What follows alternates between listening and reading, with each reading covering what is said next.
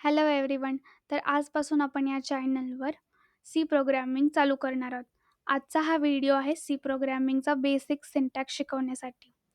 तर C प्रोग्रॅमिंगचा basic सिंटॅक्समध्ये सर्वात पहिली गोष्ट असते हेडर फाईल डिफाईन करणे.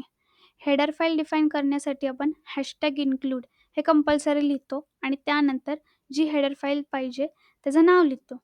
आता हेडर फाईल बऱ्याच प्रकारच्या असतात, ते आपण नेक्स्ट व्हिडिओमध्ये कव्हर करूयात.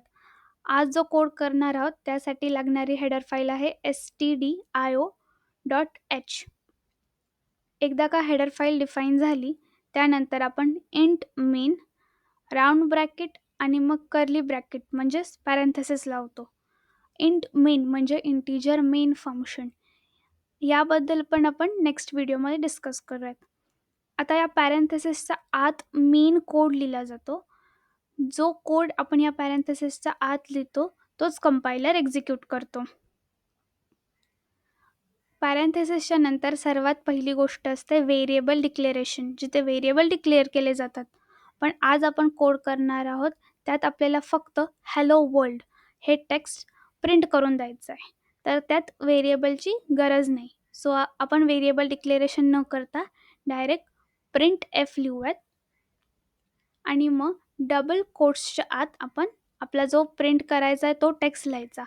आता हा डबल कोट्सच्या आत लिहिला आहे कारण का आपण हे जे आहे ते स्ट्रिंग डेटा टाईप आहे आणि जेव्हा आपण स्ट्रिंग डेटा टाईप वापरतो त्यासाठी आपण डबल कोटेशनच लावतो. आणि एकदा का प्रिंट स्टेटमेंट झालं लिहून त्यानंतर आपण सेमीकोलन द्यायचा. आता मोस्टली सीच्या सगळ्या जे काही कोड्स असतात ना, त्या प्रत्येक लाईन नंतर आपण सेमीकोलन देतो.